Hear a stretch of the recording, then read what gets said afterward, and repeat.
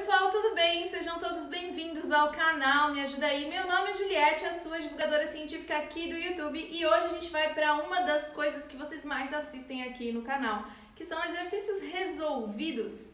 E a gente vai resolver exercícios juntos, e esses exercícios também são de um vídeo que é muito acessado aqui no canal, então eu acredito que vocês gostem muito desse vídeo, que é explicando sistemática filogenética, como se faz e como se entende um cladograma. Se você já assistiu esse vídeo e precisa exercitar, coloca aí o play, então vamos dar uma olhada em como a gente resolve exercícios de cladograma hoje, tá? Se você ainda não sabe sobre o assunto, tem vídeo aqui no canal, então coloca aqui embaixo, eu vou colocar na descrição, só clicar, ou aqui em cima vai aparecer aí, né, sistemática filogenética e cladogramas, clica lá para assistir a primeira aula para depois começar a fazer os exercícios, certo? Então vamos começar!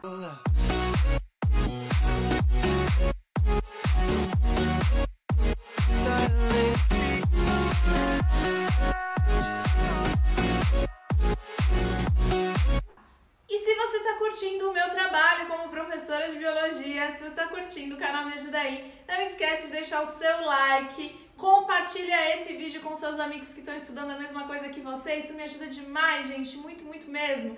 E não esquece de comentar o vídeo. Professora, eu tô curtindo muito, tem alguma dúvida? Coloca tudo aqui pra mim, que eu vou adorar responder todos os comentários de vocês, certo? Então vamos lá, vamos começar agora a trabalhar em sistemática filogenética.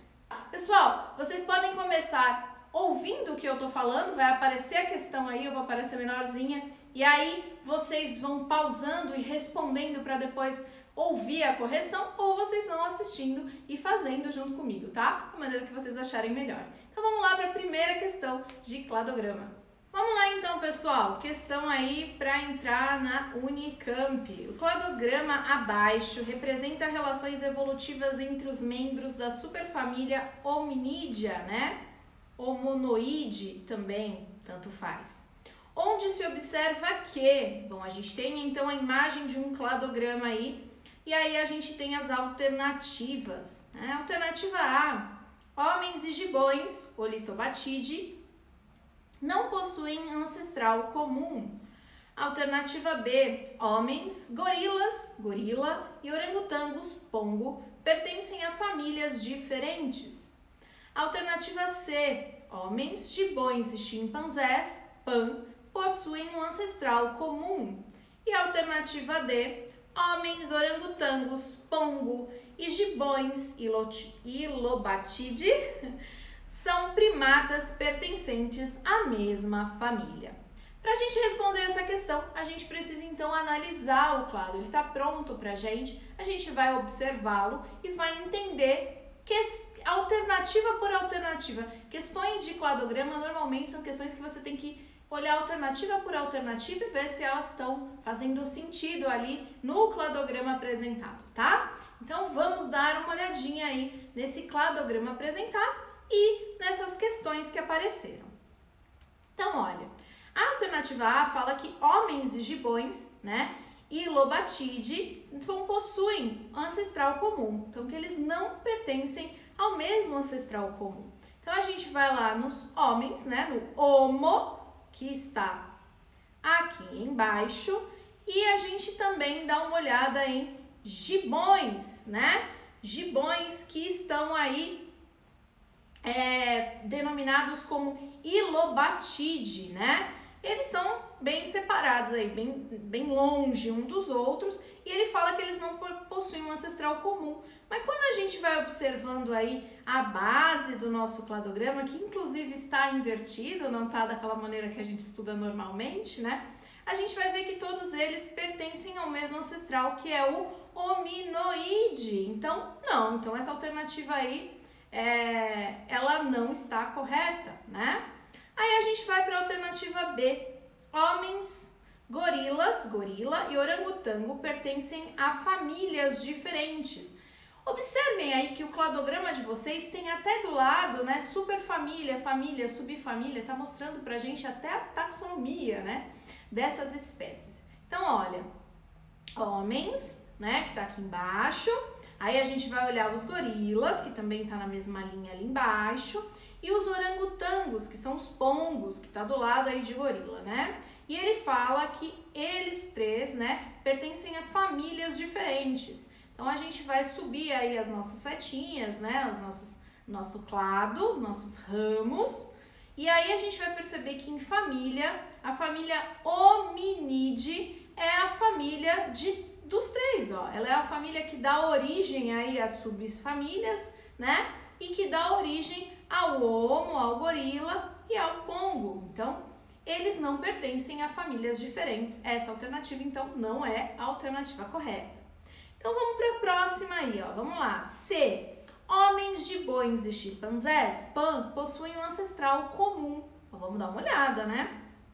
Homens, gibões, que a gente já sabe que é Ilobatidae, e chimpanzés, que são os PAN, possuem um ancestral comum. Então, vamos dar uma olhada aí. Realmente eles possuem um ancestral comum, né? Que é o hominoide, né? E eles sim possuem um ancestral comum. Vamos dar uma olhada na D para ver se a D ela faz sentido pra gente. Então, homens orangotangos, que são os pongos, né? E gibões, que são os Ilobatides, né? Que ali, ó, Ilobatide, da família Ilobatidae, os ilobates, são primatas pertencentes à mesma família. E aí, quando a gente observa aí os ilobatides, eles dão origem aos ilobates, e os hominidae dão origem ao restante aí dos primatas. Então, não, eles não pertencem à mesma família. Então, a gente já matou. A alternativa correta, então, é a C. Homens, gibões e chimpanzés possuem, sim, um ancestral comum, certo? Olha só, homo, né? Os gibões, que são os ilobatides, os ilobates, e chimpanzés, que são os PAN, pertencem todos a uma superfamília, então tem um ancestral comum com certeza, certo? Vamos para a próxima? Para responder essa questão, você precisa, além de entender sobre cladograma, entender um pouquinho sobre botânica também. Então, as questões normalmente são questões, todas as questões que envolvem cladograma, na grande maioria das vezes, elas são questões multidisciplinares, elas têm a ver aí com outras informações biológicas e você precisa entender sobre as duas para conseguir responder, tá? Então, vamos dar uma olhadinha nessa questão aí. A questão diz o seguinte pra gente: cladogramas são diagramas que indicam uma história comum entre espécies ou grupos de seres vivos. Os números 3 e 4 no cladograma apresentado abaixo correspondem, respectivamente, aos seguintes grupos de vegetais. Gente, não pode nunca comer essa bola do respectivamente, hein? Respectivamente, então, significa que é um depois o outro. Às vezes a alternativa tá ao contrário e vocês colocam como certa, porque vocês simplesmente esqueceram da palavra respectivamente lá do enunciado, tá? Então, vamos lá. Então, a gente tem um cladograma muito simples aí, e é um cladograma de planta, né? E aí ele mostra pra gente aí que tinha um determinado grupo de plantas que apareceu como um, e aí, depois de algum tempo, apareceram vasos condutores de seiva. E aí, a partir desse momento histórico, né, essa característica evolutiva, apareceram os grupos 2, 3 e 4. Então, todos os grupos 2, 3 e 4 têm vasos condutores de seiva. A partir de um certo momento, apareceram sementes, e essas sementes, elas apareceram aí em um determinado momento da história, né? E aí apareceram as plantas aí do grupo 3 e grupo 4. Então, ambas possuem sementes, mas somente o grupo 4 possui flores e frutos. Olha, apareceu essa característica evolutiva aí e só o grupo 4 possui essa característica evolutiva, né?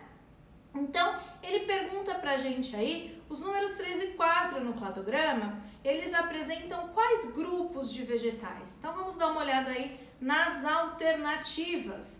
A alternativa A mostra pra gente aí angiospermas e gimnospermas. A alternativa B, pteridófitas e gimnospermas. A alternativa C, pteridófitas e briófitas.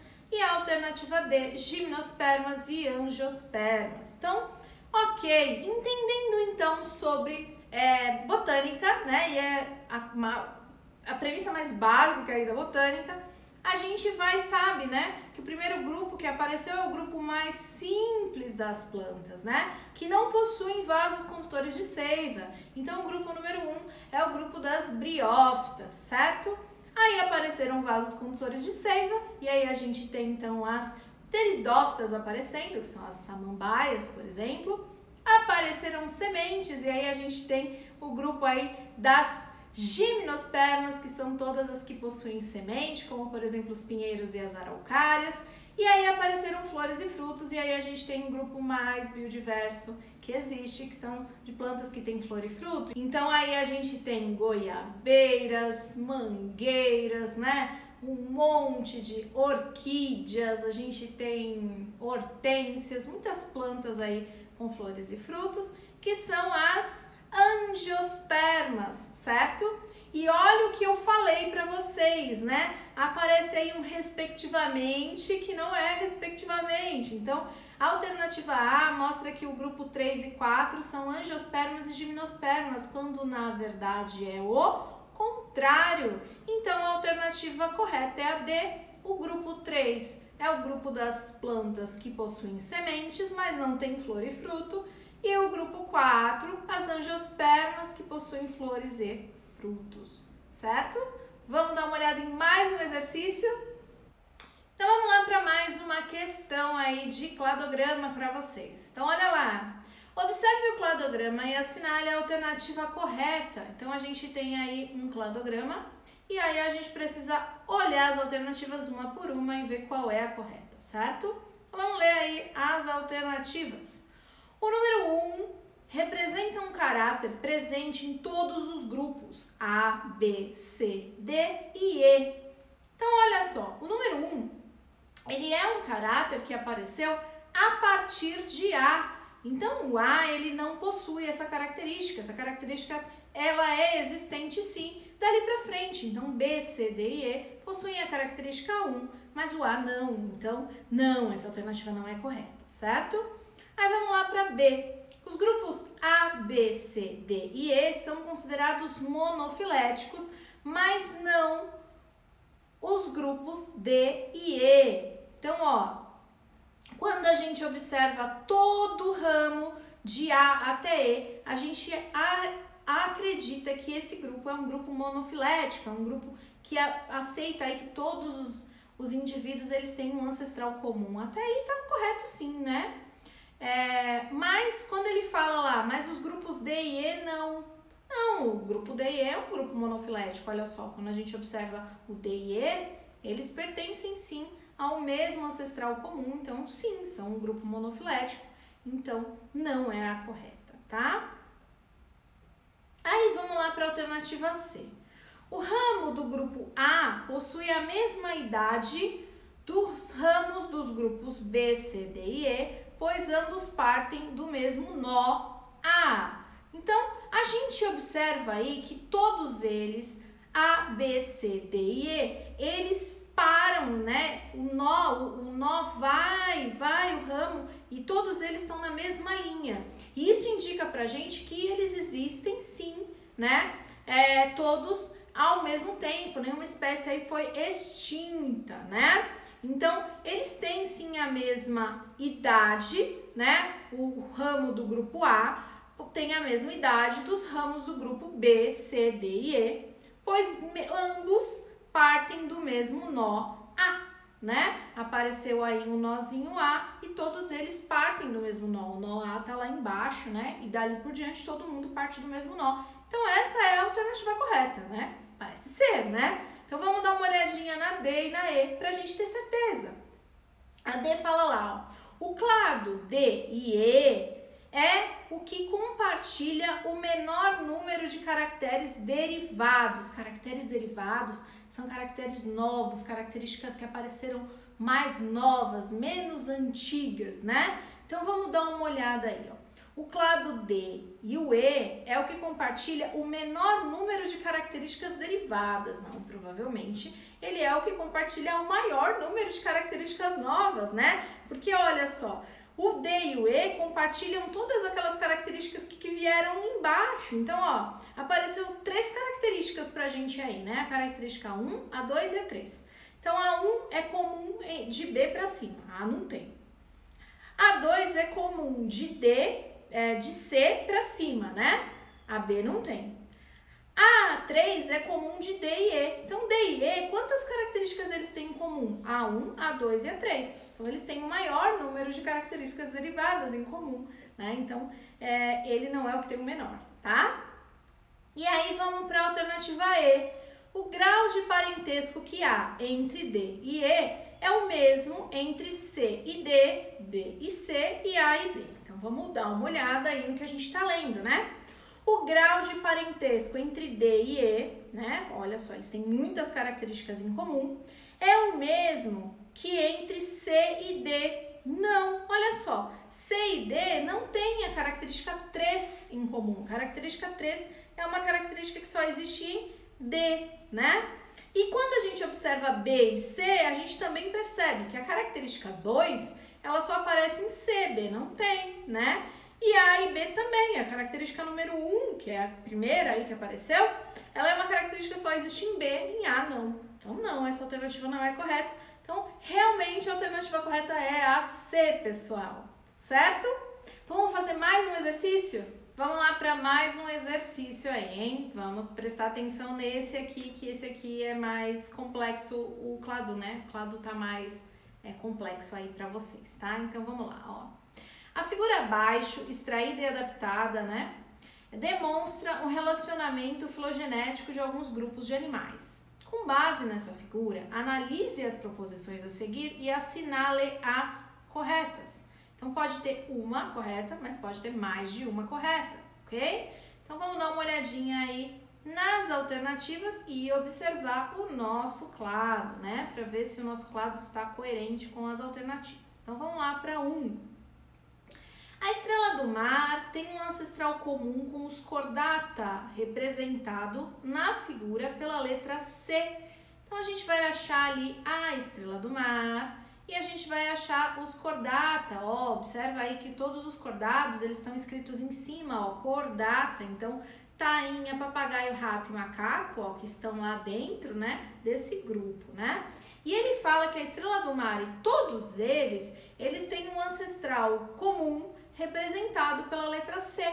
E olha só, a letra C, ela tá lá embaixo, então a partir da letra C apareceram todos esses animais, todos esses seres vivos. Então sim, ela realmente tem um ancestral comum com todos eles. Essa alternativa tá correta. Mas vamos lembrar lá que ele tá falando que tem pode ter mais de uma alternativa correta. Então a gente vai continuar lendo o nosso clado e as nossas alternativas. Então vamos para B. Todos os invertebrados estão reunidos num único agrupamento.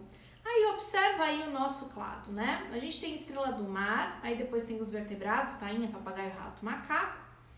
E aí do outro lado a gente tem mariposa, papamosca e caramujo, que são invertebrados e não estão reunidos junto com a estrela do mar. Então não, eles não estão reunidos num grupo monofilético, né? Num único agrupamento, certo? Não é a correta. Então, vamos dar uma olhadinha aí na outra alternativa. A outra alternativa fala pra gente aí, o papagaio é mais próximo filogeneticamente do rato do que do macaco. Ok, vamos dar uma olhada então. Papagaio, rato e macaco. A gente sabe então que o papagaio, o rato e o macaco têm em comum as características A, C, D e E, né? Mas o rato e o macaco têm em comum a característica F, né? A característica F apareceu e apareceram esses dois grupos.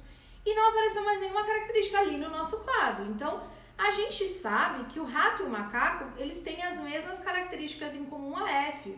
E ele fala pra gente que o papagaio é mais próximo do rato do que do macaco.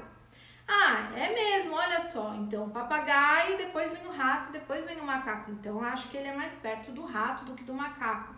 Não, pessoal. A gente tem que prestar atenção que um clado, ele é uma árvore que pode ser girada, né? Para todos os lados, que ela vai apresentar as mesmas características, como uma árvore mesmo que a gente olha cheia de ramos, né?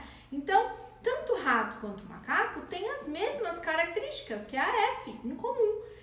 Tanto faz, então, se a gente observar aqui, o papagaio ele é próximo de rato e de macaco da mesma forma, não é mais próximo de um do que do outro. A gente podia trocar, que ia dar na mesma aqui, nessa imagem, né? Então, não, essa alternativa não é a correta, tá? Então, vamos continuar lendo aí a próxima alternativa. O papamosca é mais próximo filogeneticamente da borboleta do que do caramujo. Então, olha lá. Papamosca, tá ali do outro lado, caramujo, né? E ele fala lá da borboleta, que é a mariposa no caso aqui, né? E ele fala que o papamosca é mais próximo da borboleta do que do caramujo. E realmente isso é verdade. Por quê? Porque a gente tem aí a G, né? O G significa que apareceu aí uma característica nova e essa característica nova, ela é comum entre o papamosca e a mariposa e não é comum entre o caramujo. Então, realmente, essa alternativa está corretíssima. E aí a gente vai para a próxima alternativa. Todos os organismos possuem um ancestral comum representado na figura pela letra A. Então, vamos dar uma olhadinha aí. A letra A está lá na base do nosso clado e a partir dela apareceram todos os outros organismos. Então, sim, todos os organismos têm sim a letra A, que é uma característica comum de todo mundo aí do nosso cladograma. E a última, o ancestral comum do protostomata é representado na figura pela letra G. Então, vamos dar uma olhada, o ancestral comum do protostomata é representado na figura pela letra G. Olha só, a letra G tem em comum aí o papamosca e a mariposa, mas quando a gente olha lá em cima, a gente vê que quem é protostomata são os caramujos, o papamosca e a mariposa. O caramujo ele não tem em comum com os demais a característica G, né? Uma determinada característica que é a G, então não, essa alternativa não está correta, tá? Em todos os exercícios de cladograma você precisa prestar muita atenção no clado, tá? Então quais são as alternativas corretas aí? Então é A1, A8, A16. Essas são as alternativas corretas. E aí, acertaram? Foram bem? Bom, pessoal, esses foram alguns dos exercícios de cladograma que a gente encontra aí nas questões de vestibular. Eu espero ter conseguido esclarecer algumas das dúvidas de vocês e as pegadinhas que podem existir nesses exercícios. Se vocês querem mais exercícios como esse, coloque aí nos comentários para que eu saiba e possa gravar mais exercícios de cladograma, por exemplo, quem sabe uma live, certo?